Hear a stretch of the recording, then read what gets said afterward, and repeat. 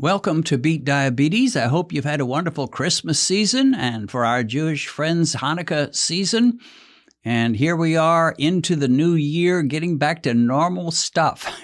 So sometimes January can be kind of depressing. It's really cold and it's just normal and not much holiday stuff going on. But anyway, here we are once again. And I thought I'd do a simple little video today related to some of the meals I had over the holiday season.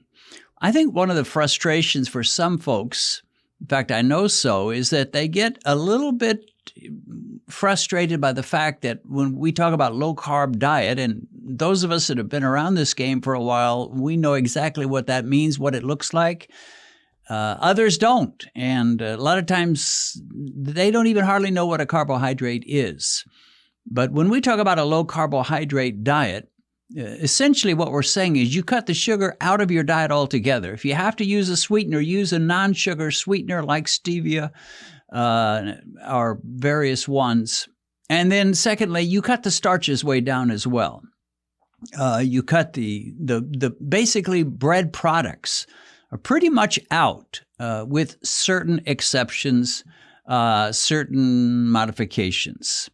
So I thought what I'd do is go over a few of the meals I had over this last month or so and during the holiday season and just talk about them and how they work for me. So a lot of people say, Dennis, how do you eat? Well, here's how I eat. I mean, here are 4 examples. These are 4 meals that I've eaten, and I snapped pictures of each one. In some cases, I started eating, and then I realized, well, I wanted to take a picture, so the meal's not quite as full when I took the picture as it was when I started to eat, but that's another story.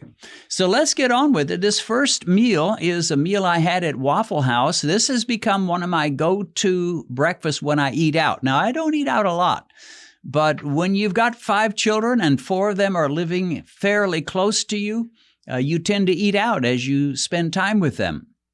So I was eating out with one of my sons, and we went to Waffle House, and here's what I had. Boom. Biscuits and gravy. Now, I'm a Missouri boy, and my mom just thought the world of biscuits and gravy, but these are not normal biscuits. I've given up on normal biscuits. So biscuits and gravy, biscuits is in air quotes. This is not a biscuit, and what it is actually is a chaffle. A chaffle, you can make it in a little mini waffle maker, or we sometimes call it a chaffle maker. And it is essentially, the heart of it is shredded cheese and egg. Shredded cheese and egg. In fact, for a lot of people, that's all they put in it. It's about a half cup of shredded cheese and 1 egg, and mix it around, put it in your little mini waffle maker. It'll make maybe 2, maybe 3 if you spread it out. Usually I add a lot of it, I double the ingredients, so 2 eggs, probably almost 1.5 cups of shredded cheese. And then I throw in some almond flour and a little bit of soy flour and some heavy cream. And I just make a big old batch. I end up making 7, 8. I think this last batch I made 9 chaffles. So I put some gravy on it. And this is just plain old Waffle House sausage gravy. And I know some of you are going to be saying, yeah, Dennis, but don't you know that sausage gravy has some carbs in it? And yeah, I do know that. And I wouldn't eat it except for one thing. My glucose meter, whom I call Mike the meter, tells me I can get away with that. And I don't get any kind of a serious spike, usually hardly any spike at all. So it's not the perfect meal. Perfect would be scrambled eggs and sausage. But it works for me, and boy, it tastes great. It reminds me of the old days when I was a kid at home and Mom would serve biscuits and gravy. Granted, a chaffle is not a biscuit, but by the time you put the gravy on, it's not bad. I don't overload it with the gravy, but I do put enough on to where it's pleasing to me, and my meter tells me this works for me. Let me just say, to make a meal work for me, it has to be, number 1, low spike. I don't get much of a spike. Number 2, it has to be filling. What good is it if you walk away from the table and you're about as hungry as you were when you started eating, or maybe even more? So it has to be filling, has to be low spike, and then it has to taste good. It's not going to do me any good if I'm just, grinning or gritting my teeth and trying to eat something I just absolutely don't like. This meal, no problem. Sausage and gravy or chaffle and gravy with some sausage on the side. Great meal. Have some coffee. We're in good shape. All right, meal number 2. This one was actually at a barbecue house, but I elected not to eat barbecue. Sometimes I do. There's nothing wrong with barbecue per se, but the barbecue sauce is usually loaded with sugar. So if I do get some barbecue sauce, I don't want them to put it on for me. I want to ladle it on myself very thinly just to get a little bit of taste of the barbecue sauce. But in this case, I just decided, I'll just go with the salmon. So what we've got here is salmon, broccoli, and green beans. This is pretty close to perfect. I'm really not doing any cheating here. Maybe the keto purist would say, Dennis, you're not getting enough fat because according to keto rules, you're supposed to eat about 70% fat of your calories are supposed to come from fat. I don't know. Maybe one of you mathematicians can figure out whether I got my 70% out of this meal or not. I don't know. Salmon is one of the fatty fish meals, but it was good. And let me just say, looking at this meal, let me ask you, does this look like a dangerous meal?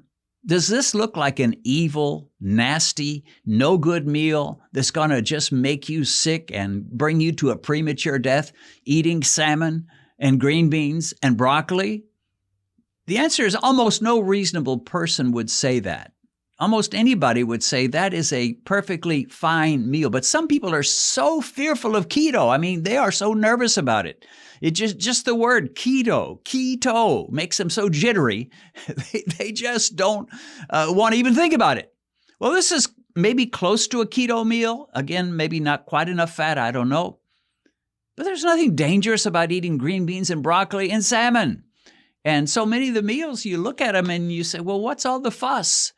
And the reality is, if it keeps your glucose low and your insulin low and your body humming along and you're reaching 70 and you're feeling healthy, you're feeling good, you've got energy, and your doctor tells you your A1c is not even close to diabetic, I don't think there's anything to get too scared about.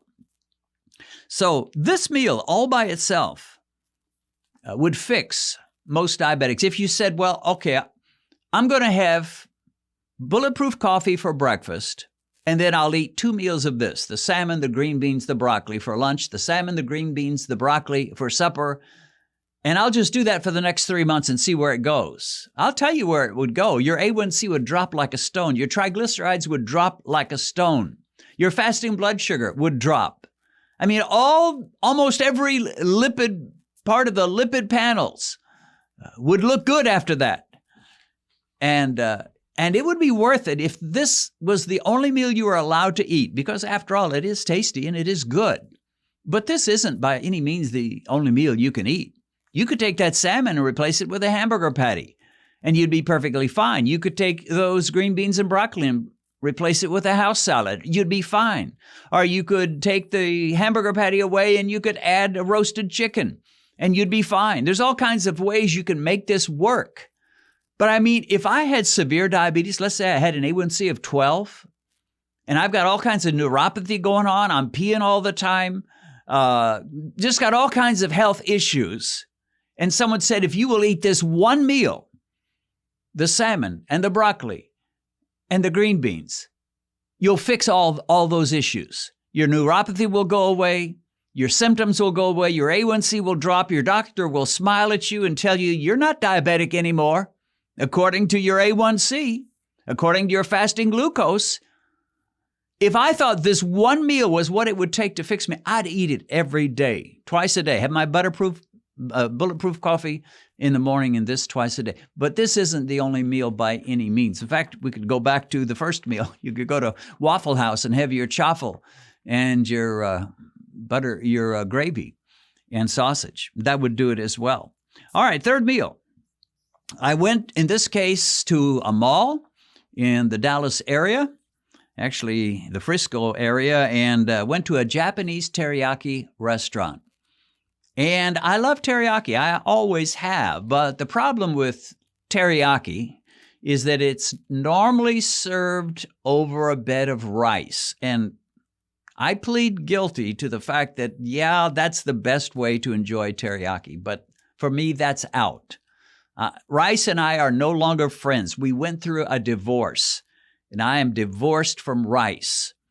But that didn't stop me from getting teriyaki at this teriyaki restaurant. I simply asked them, would you please give me double vegetables and no rice? And they were happy to do that. They didn't fuss with me. They didn't fight with me. They didn't threaten to punch me in the nose. They just did what I asked. I don't know, maybe I paid a little extra money. I don't know. But they gave me my teriyaki meat over the vegetables, and it was perfectly good. Yeah, the rice might have been a little better, but it was fine. And I asked for double meat as well. So I got full with that double meat and the double vegetables. It was great. I enjoyed myself and was able to have a meal with a couple of my kids that were with me as we did some Christmas shopping. Fantastic meal. Again, this meal all by itself, if you had to just eat this alone, have your bulletproof coffee in the morning, have your teriyaki over vegetables for noon and for dinner, it would well be worth it. But this is just another example. Any of these meals by themselves would beat diabetes. But the great news is you don't have to settle on a solitary meal. I mean, that would be kind of boring. I admit it. It'd be worth it. It would be worth it, my friend. If all you could do was eat one particular meal and that's the only way you could beat it, it would be worth it. But you don't. There's just an infinite assortment of foods and meals that you can enjoy and that will fill you, that will fulfill those three requirements. What's that? Number one, it would taste good. Number two, it would be low spike. And number three, what was number three? It will be filling. You'll fill yourself up. When I got done eating all that meat and all those vegetables, I was very well full. I wasn't leaving my dinner plate saying, man, poor Dennis, I sure didn't enjoy that very much. Not at all. And one other thing about the teriyaki, they gave me the choice with the meat. They said, they wanted to know if I wanted them to ladle on some more sauce. And I said, no, I don't need any more. I don't trust sauces. Almost all the Chinese and Japanese restaurants that you eat at, their sauces are sugar-filled. And this meat I'm not so naive to think that this meat wasn't cooked in some kind of a sauce that had some sugar, but it wasn't overwhelming.